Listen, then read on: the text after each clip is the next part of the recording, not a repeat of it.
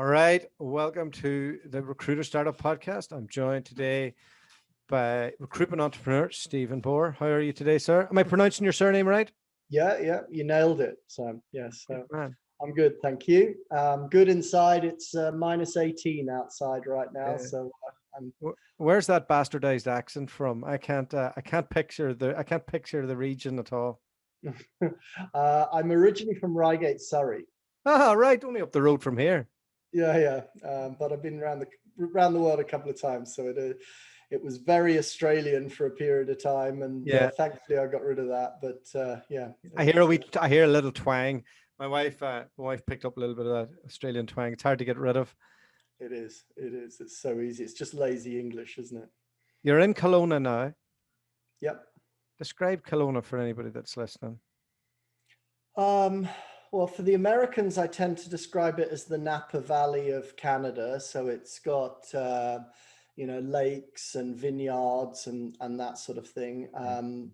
Brits are probably more interested in the ski slopes that are connected to it. So, we're an hour from Big White, a couple of hours from Revelstoke, 4 hours from Whistler. So surrounded by the ski slopes. So it's, mountain biking. I can see everybody who's locked up in their house like I am is Googling frantically for the sake of posterity here. We're in lockdown in the UK. It is February. Everybody's miserable. My client meetings are hilarious right now. There's no facade. Everybody's losing their mind. And you're there in the most beautiful place in the world. Tell me you're skiing at the weekend.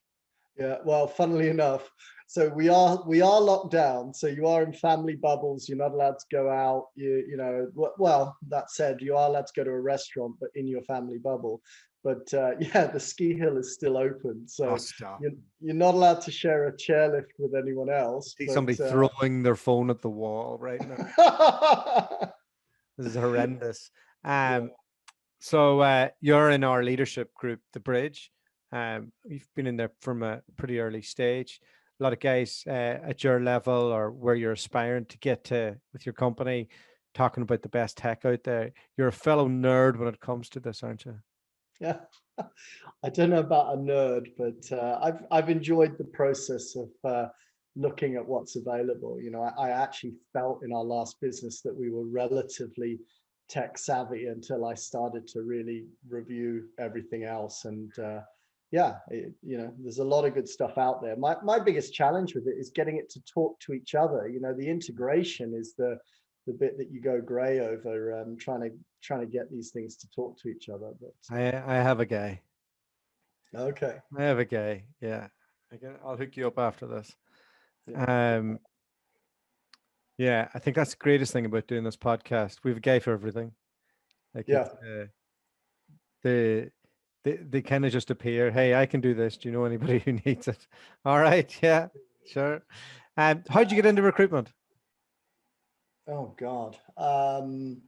I came back from the same story as everyone else. Came back from traveling, totally naive to what I wanted to do. Actually knew a recruiter. She hooked me up for an interview with a company called Angela Mortimer. And she said, just go in there. They should be able to find you a job, but don't let them sell you recruitment. So, Unlucky. 25 years later, I obviously failed at that one. But 25 years, hey. So did you do the Australia dream for recruitment as well? Yeah, so did London, Angela Mortimer for a couple of years, Morgan McKinley for a couple of years. That was a hell of a culture jump. You moved from sort of secretarial, prim and proper recruitment environment across to the big boys. London, in the city. City, really hardcore. What year was that? Oh, we go about 2000. All so right. we had like a £2,000 a month entertainment budget that you had to hit. Are we talking Wolf of Wall Street times back then? Yeah, it was almost as important as hitting your revenue number that you put your clients out. So. Love it. I miss that so much. Oh, my wife won't even let me go and buy a sandwich these days. So, no, exactly. It's hard times in the Doherty household. So you went to And then, Australia? and then Paige joined Paige in Australia and was there for 4 years. So A good stint. Where Sydney was it? yes, yeah. Yeah. Page and Walters are powerhouses in Australia, almost Yeah. cults. And I honestly, it was pre UK page culture getting out there. So it was brilliant. I loved Michael Page Australia. It was super fun. So Yeah. I had loads of fun in Robert Walters. I mean, a lot of them are still my best mates, and yeah, it's just a wild time. It's a great thing about being an expat, like it's sink or swim. You can't go home to your friends and hang out. Like your parents are on the other side of the world. Like yeah, your colleagues become your best mates, and it's almost like your job becomes more than a job. yeah. Oh, absolutely. You do Christmas on the beach with all the people that you work with. I mean, they're literally that good friends that you spend your Christmas with them. So my wife dragged me to Canada, kicking and screaming. I don't like the cold, right? I I didn't realize I didn't like it until I was there, and then I was like, "What have I done?" But I presume, given that you've stayed there, you're all right with it. Yeah. What brought you to Canada? Paige did. So I went back to Paige in the UK for I don't know, 8 or 9 years. Did Weybridge, Birmingham, and then literally they said to me, "You want to go to Canada, right?" Which back in the 5 years before that, I ticked a form saying, "If you ever wanted to go traveling, where would it be?"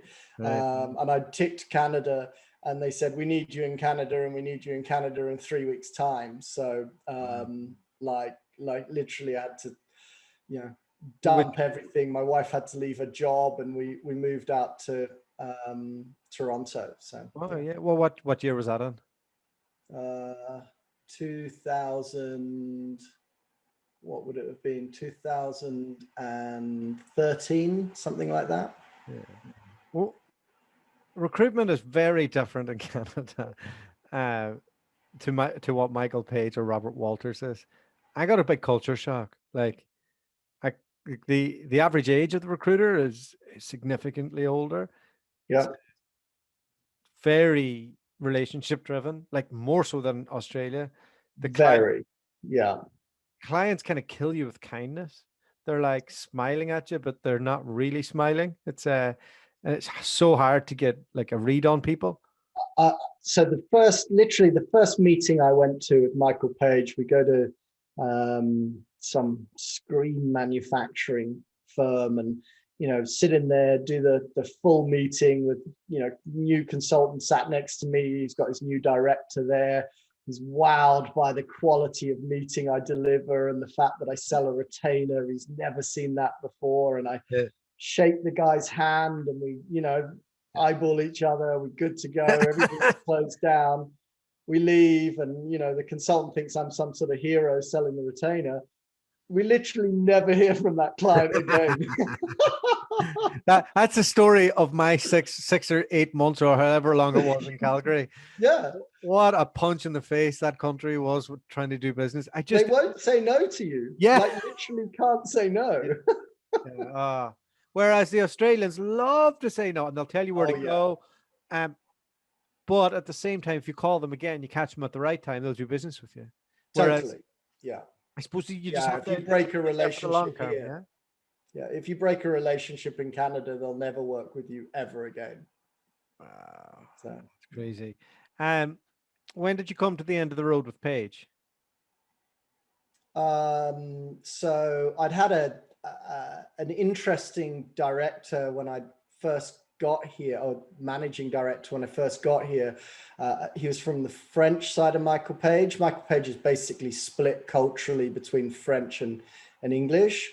And I think I've dealt with him before.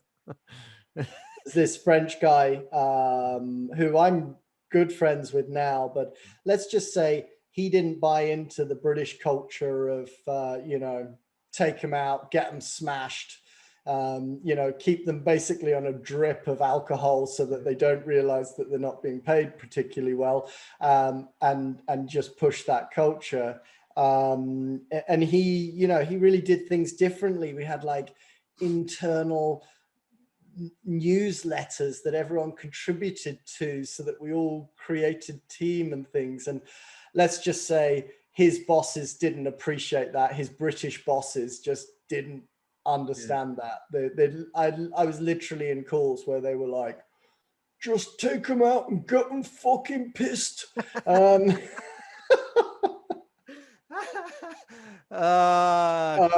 world has changed. So he got exited, and then to be honest, I just couldn't be bothered. You know, the English guy, the next English guy arrived in to be my MD, and I just couldn't be bothered. So, you know, ultimately we parted ways.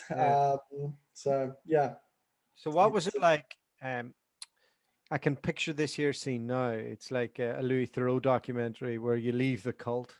You've just done like multiple countries with Paige, and like, but it's like working for McDonald's in each place, slightly different, but not really.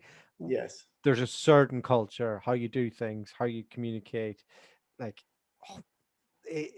like I just know it from Walters, and they're pretty much a carbon copy. So Yes. what was that like? You went from that to where next? Well, so I tried to get out. I tried to escape recruitment at the time. And so I was busy interviewing for sales director roles. And we were sort of not seeing anything particularly loved. So we were half, my wife and I, we were half thinking, well, we'll go back to the UK. Then we thought, nah, we'll get on a train and we'll go to Alberta and we'll just do a year's ski season and just, you know, work in a restaurant if we need to. Who cares? And what age were you? Oh, it was 10 years ago. So like early 30s. Okay. 35. Still had a bit about you. Yeah. So we're planning to go skiing basically. And my mate that had worked at Page as well had left the same day as me, gone and set up his own business.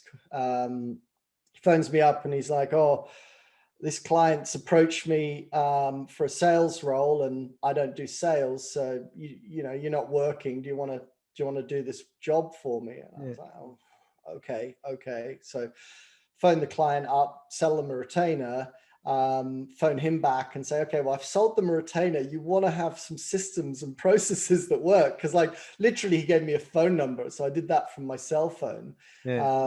So I pick up the job, I work the job and getting ready to get on the train to go to my ski holiday.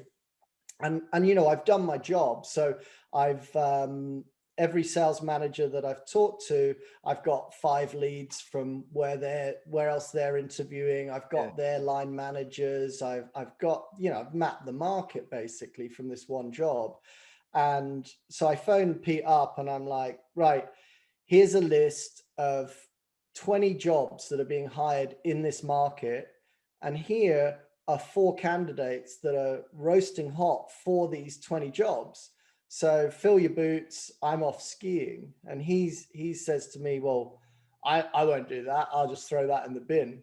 I was like, what do you mean? He's like, well, I don't do sales. I'm not interested in it.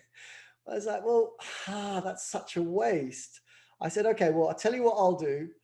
I will just pick the best candidate, put it on an email and press send to the 20 clients. And if any of them land, great.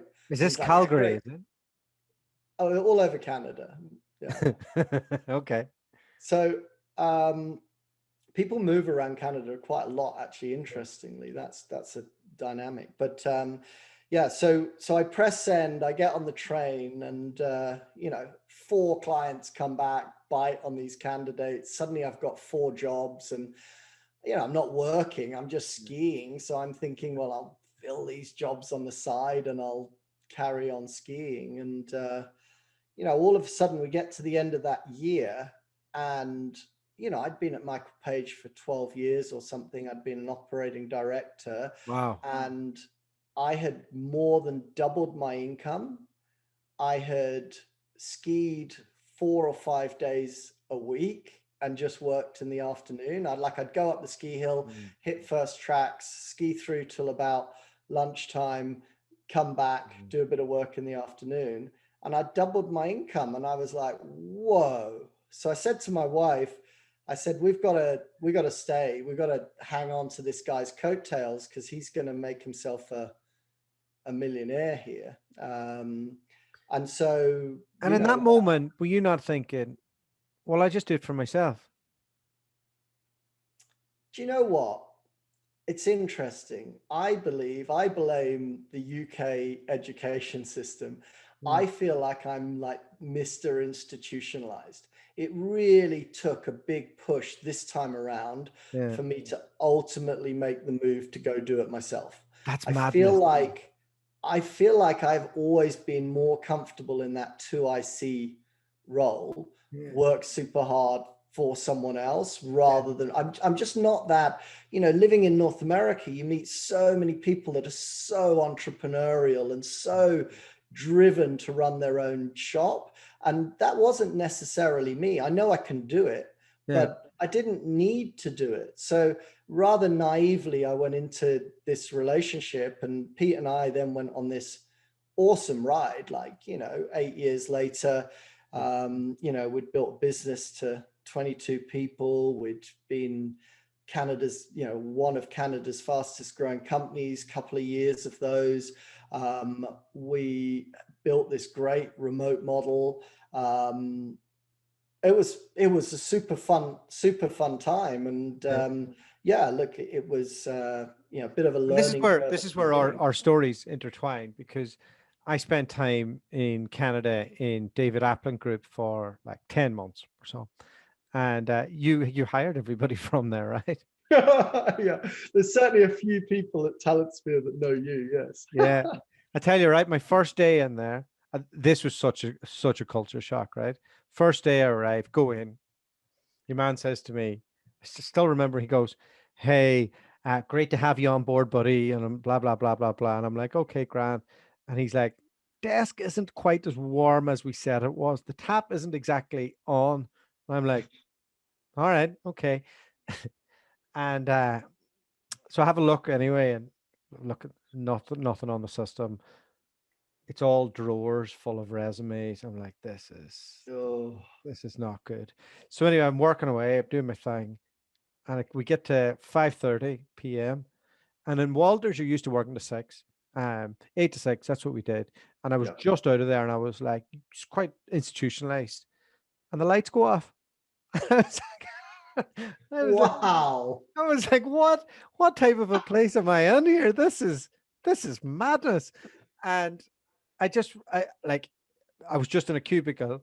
There was 5 other people who were there in their cubicles, not sharing any information, no cross-selling, no nothing.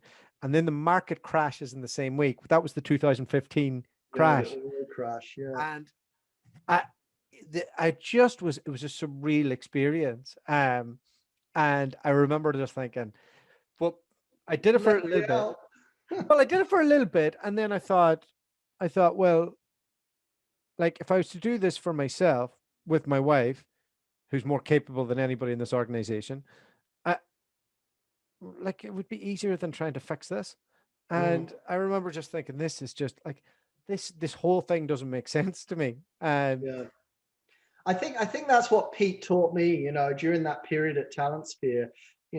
Obviously the two of us were building that business, but he was really had that entrepreneurial drive and outlook and risk-taking ability. And, I think coming out of Page, I think that would have been a massive step. I know some people who have done it, but I think, you're in this cocoon, right? You got this nice big global brand, and you sort of go around and you think you're the bee's knees, but actually really a lot of it is the business that's helping you with that. And so it would be a scary jump to go from there straight out into the running a business and setting a business up. I mean, as you also know so well, there's a hell of a lot that goes into running the back end of a business. I mean, all of a sudden your workload doubles when you're setting up systems and doing payrolls and all of that stuff. Yeah. What are you going to do differently this time? So we very specifically want to specialize. So we've got our niche Do you think verticals. you think you're a little bit generalist in We were too generalist, yeah. So we're definitely doing that. We want to. I've learned, I've learned number one to have a very clear shareholder agreement in terms of the equity for the partners. Yeah. We also believe in sharing that. So I was interested listening to your Scale series and some of your thoughts on, I guess, bringing wealth to some of the consultants, the contributors to that business growing. So, we've got an options structure in place so that ultimately people that join our business and are there as we go through and through to exit, they benefit from that as well, so that everyone's interests are in line. The tech. We came across a good tool called Vested at the time. It's great. We couldn't get it to work. They won't do offshore at the moment, so they're UK. I did talk to them. It's a great tool, but unfortunately not in Canada yet. So we've basically gone to lawyers and let them set up the same thing. So it's interesting. So I think when we were setting up the Scale business and we were documenting that, I kind of I learned a lot about what I want as much as the type of business I want. And I probably saw the gaps in my own skill set. I think I've probably found out that my thing isn't sales management. I don't particularly enjoy it. I enjoy sales and marketing, which is two different skills. And you're very good, to be fair, in your branding, your personal branding, your marketing, your connecting of people. That's from afar, that's where your strength looks like. So but if honestly, I die every time I go to run a sales meeting, because I literally want to murder everybody in it. And I leave with steam in my ears. I'm like, or I just do the opposite, and I'm like, well, we'll not go into the detail, because if we go into the detail, I'm going to lose my mind.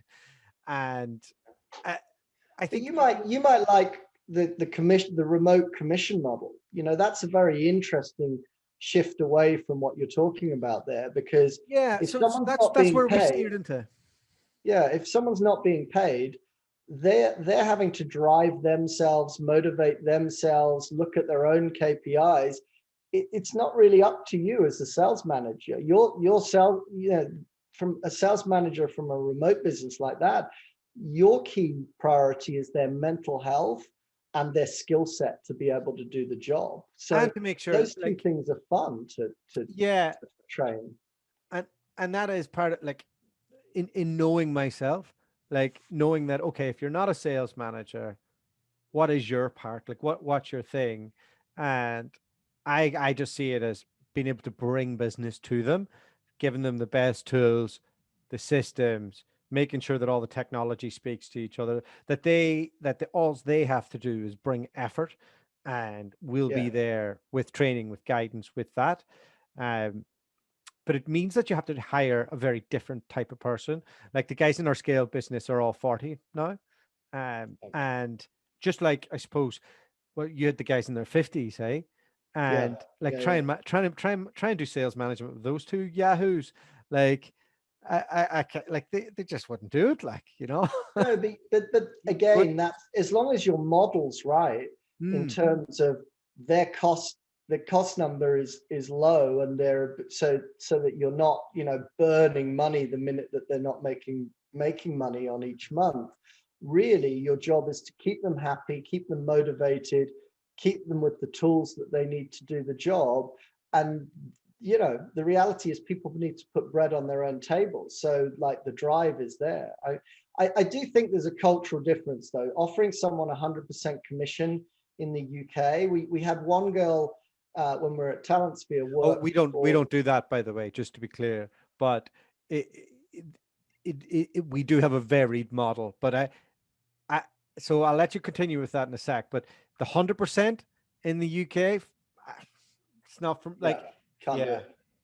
So the problem with 100% in the UK is and anywhere globally now, you're going to be up against like I had meetings this week with like a couple of different funding providers, and because as you know, with the community, we're doing a lot of introductions and reselling and all of that jazz. So like there's, if you're an independent recruiter now, you'll get an interest-free loan off one of these guys. They'll have all the tools. They'll want a generous slice, or if you just go in and back yourself, maybe they'll want 16 to 20%, or like maybe if you only want some tools, they'll do all of that for 10%. So if you're doing a commission-only model with somebody, they're going to be weighing it up against that. So then you're going, okay, so we're tying you into the long-term group achievement. Now, that that comes with its own challenges. Like, is the group performing and structured in a manner that will get an exit? Does somebody want to buy something that's full of freelancers?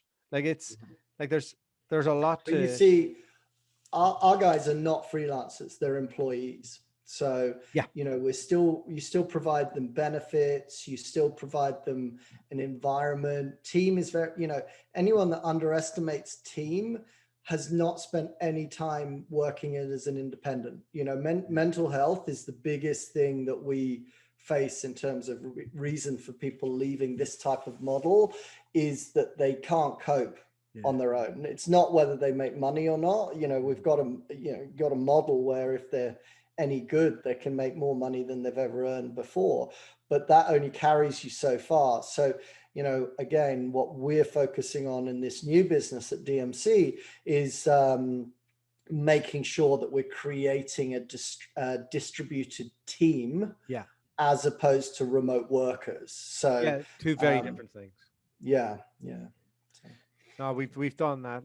Arena's like another daughter to Charlotte now. Like, she's been with us for 3 or 4 years, and Andrea the same. And I think Andrea might actually be an employee now. It's hard to track, but they're effectively team. Like, they've always been part of the team. Yes. So in fostering that team and getting that togetherness, like, there has to be lots of communication, like, but maybe not too much communication. What type of stuff are you doing to encourage that? Well, I think it's all about the. We learned early that you've got to use the video calling. Like, you and I are having a reasonably decent face to face right now. You just it breaks down the barriers. Initially we used to do phone calls, and people were a bit fussy. COVID's helped with that a lot, in that people are all got more used to video calling, but a lot of video work, a lot of time, it's just time invested in human beings, checking how they are and what's going on in their life, and being that person that's not a client or a candidate. Let's face it, we're all on the phone all day. It's not like we're lacking phone time, but it's lacking a person who's interested in you, and not just it's not a transactional relationship. Even where you've got the best relationships with candidates and clients, there's always that angle that there's a business relationship, cementing it. Whereas, with the consultants, making sure that they've just got that outlet. And a lot of my consultants, I won't even ever talk to them about their pipeline. Some will be very needy at that. And I think there's like a learning curve. So the more junior consultants, you still need to go through their job lists. You still need to talk to them about, what candidates are in the process, and have you checked that they're okay to relocate, and what does their wife think about relocating, and all that sort of detail. But then as they progress and they start to build their confidence and their capability, really you start to become the resolution of issues. So that's only really when things start to go wrong that they come to you and they seek your advice. And then you get to a point where they're so competent that they don't even need you for that. They literally need you as a friend, I guess, to be in the trenches with them. What have you kept from Michael Page? Oh, loads, to be fair to Page. I think they, from a sales management perspective. Oh, none. That's interesting. None. That's From interesting. the actual training as a consultant and the working on the job, I think they're good. I just don't agree with the way that they manage salespeople. So you're like me then. You don't enjoy that No, sales meeting that comes terrible. from, yeah, What KPIs and yeah. But how are you going to scale without that? Like, well, we've done it before. This is the thing. we It's the got big, commission. you got big, but it wasn't like you didn't get to like 50 plus and have like a gazillion contractors out and like private Yeah, equity weren't knocking on your door. Go like, do you know what? You didn't get to absolute. yeah. No, that's fair. But there is a business here. So in Canada, there is basically 4 businesses that work this remote commission only model. And one of those has gone from 0 to 250. Now Yeah, they've got their problems they've right got. now. I name that business. I think I know it. Teamer. Yeah, listen, they don't even train their people. They let a bin man pick up the phone. Like that's, you know, like somebody at McDonald's have more training than those people. Yeah. And they've got problems, right? They've got way too many people way too quickly. So they've got people tripping over each other in terms of the same clients. Yeah, Yeah, there's all sorts of problems with that. But it's interesting in terms of the scale of growth that was achieved. We don't have the ambition to do that. We don't want to be another one of those. We want to maintain team. We want to maintain involvement with the consultants, the training, the personal development, all of that sort of thing we're very invested in. And their model is independence, where ours is employees. So we've got the benefit programs and things, which is a big thing here in Canada. yeah. I think from that perspective, if they can get those bodies through, we're already getting people literally coming to us, knocking on the door, wanting to know about our model. And I think COVID, ironically, when COVID hit, my view was, and by the way, your podcasts made me laugh, because we were like 2 weeks or 3 weeks ahead of you in terms of locking down and things like that. So we'd sort of been through it, and then we're sort of coming out the other end. But I mean, you were great in terms of, you were so open in your sharing. I mean, if you go back and listen to that episode when you think the whole world's caving in. It was caving in. Like I'm literally only recovering now. Like it was horrendous. Do you know how busy my debt collection lawyer was? Like Oh yeah. like I had backdoor Barry, 9 clients he had to go after. Wow. Yeah. Wow. He got every one of the bastards. But where I was going with it was, when COVID hit, my big fear was suddenly everyone's going to go remote, because our big selling point up until that point had been remote, work from home, all of this sort of thing. And all of a sudden, well, if all the big companies are forced to create remote working, all of a sudden our unique selling point's just gone out the window. But I think, as we've worked our way through that, I think actually it's done us favors. It's shown people what some of the benefits of working from home are. It's also educated them to some of the pitfalls of it. And so you don't get that, young green kid who thinks that they'd be great working from home, but actually they're not mature enough yet to do it. You've had thousands and thousands of crash test dummies testing it out. And exactly. now if they want to do it, you're there. You've got a bit more like experience doing it. You believe in it. You're not just like doing it because you were forced to do it. Yes. But there will be more competition. There absolutely will be. The 2 things that I'm seeing growing most is that and almost the freelancer model. Like so, the platforms of recruiters who are independent and have been banded together. So like to do it and to have people as a full employee is and be fully remote, that'll be a USP, because most people will go one or the other. I think they'll be like 2 days in the office, 3 days remote, or you're off the employee books. We'll give you a bit of startup capital. But the American model has been going like this for a long time, with withdrawals in the search world. So Yes, yes, and America's very interesting to us with the last administration could never get down there in terms of every dollar you made in America. By the time the various tax people had their paws on it, you'd see about a couple of cents would make it back to Canada. do you get taxed on that? Yeah, so having people on the ground in America, yeah. So But you don't need so to. we do a lot in America. Yeah. So we recruit into America. At least a third of our business, probably more, is US dollars. So that's not a problem. And so we are quite a good, springboard into the American market, which I'm hoping when we get to the point of exiting the business that people are, interested in. But we're relatively established down there. But getting boots on the ground is very complicated and something that we want to do long term, but right now, not. Yeah, like we've moved tons of people there. It's tough.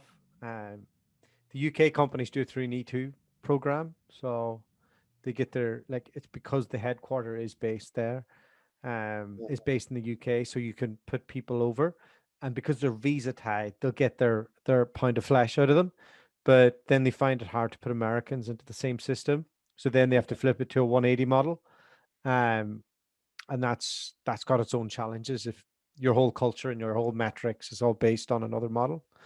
So it's definitely tricky. So the fun thing though, the fun thing for North America though is, I remember being in the UK and you'd sort of read those stories about, back in the day and the recruiters driving their Ferraris and all of this sort of thing.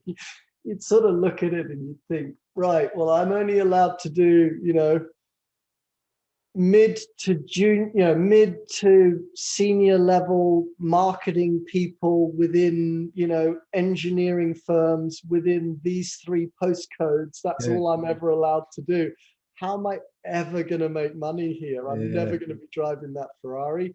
Whereas the funny thing, the minute you come to North America, I mean, it's still the Wild West, right? There's still massive potential for recruiters, both in the US and Canada. I think the hardest thing is picking the niche. Like, so I've gone through this myself recently, and we've got to a point where I was like, struggling to make money in the scale business. A bit that I was feeding them, in terms of job flows, with like doing operation stuff with recruitment firms and that, and maybe a bit of local work in Dublin and that, but not the ultimate aim of what I want. I got a guy called Richard Gibbard in to help me a little bit, and we talked a little bit about that niche and how we go about it.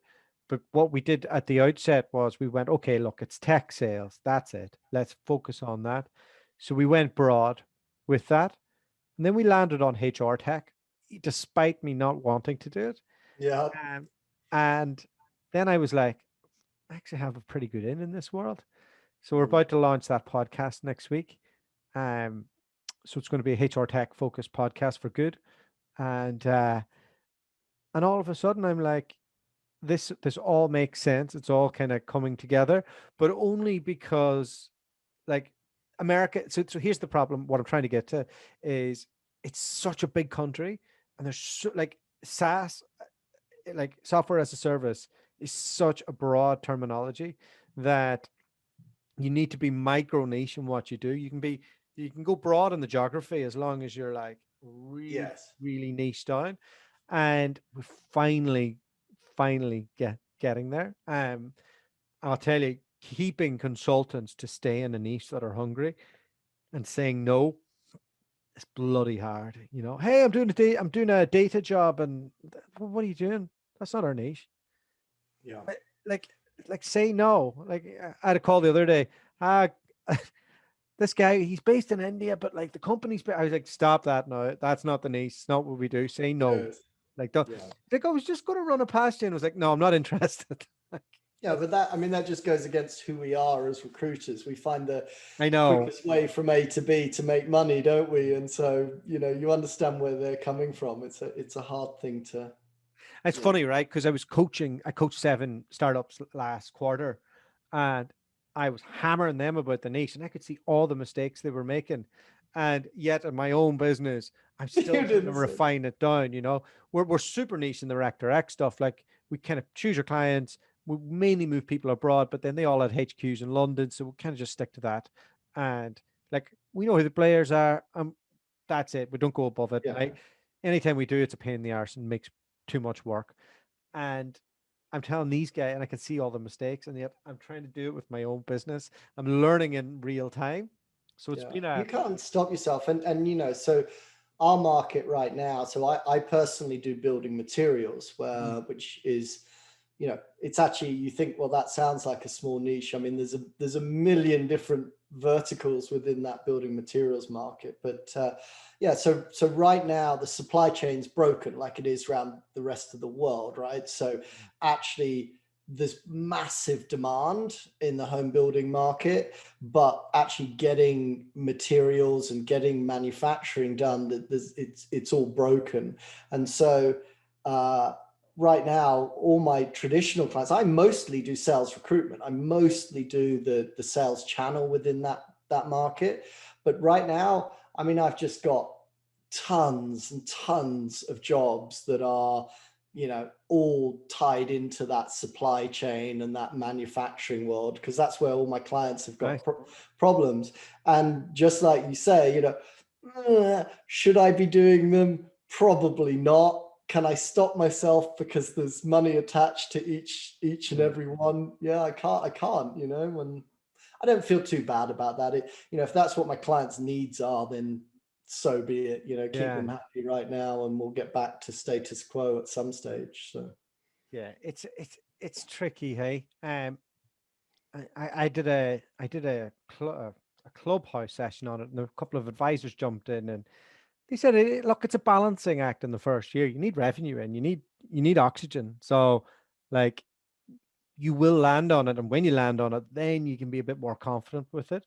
And but the bit that, like, I've kind of landed on now that I'm absolutely sure, I'm like, okay, I'm gonna steer into the media, the messaging.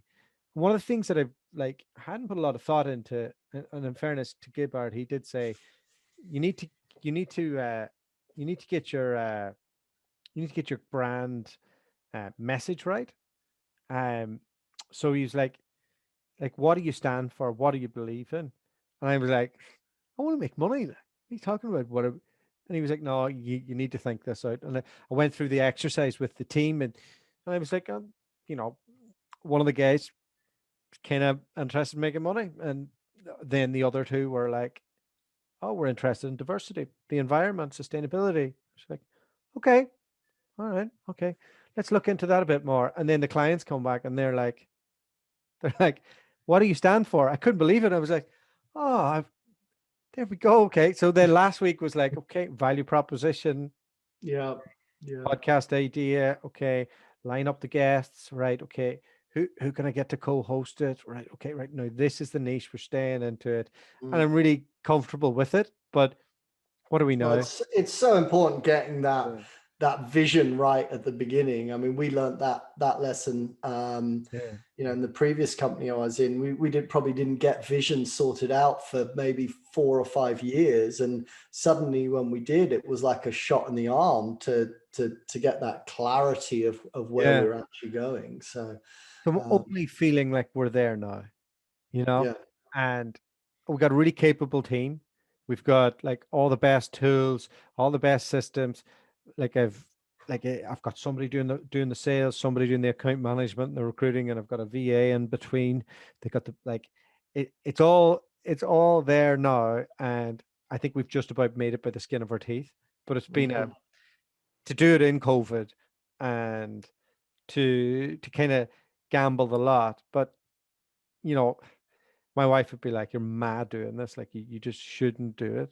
But then that led to us doing the advisory practice that we've just launched, and then the leadership network where we're kind of reselling technology there, and then it's like, oh well, what else do these people need? And I'm thinking, oh, might do a marketing business for them, and like all of a sudden other avenues come up because you've taken a gamble in a difficult. Yeah, and it sounds like you're sort of connecting that HR technology. You know, it's connected to the rest of what you've done rather than something completely out there, unrelated. You know, that I didn't reinvents the put those wheel. pieces together until like last week, and it just I was, and that world is like, so those guys who do podcasts in that world, they kind of like, I'm familiar with them. We're in the same Facebook groups. Um, if there's a talk in Clubhouse, they might be in it. Like, so, Yeah.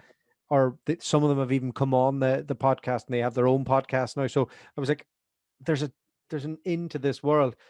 My problem was I didn't know that world really existed. Like, Yeah. I hadn't put much thought into HR tech and where it was going, and then I Googled it and it was like, oh wow, okay. Yeah. Yeah. Yeah. 100 interviews in, you'll know your way around it though, won't you? So. I know. But then uh yeah, well, here's hoping. It's all a learning experience, and I enjoy the entrepreneurial side of it rather than the sales management side. And I think Tell that's, me, did you, with your podcast, yeah. was it a conscious swing when you used to do your, you know, the working abroad and you had all the recruiters that worked in Yeah. Australia and San Francisco and stuff, and then you swung it and you started to talk to recruitment entrepreneurs and guys that ran their own businesses?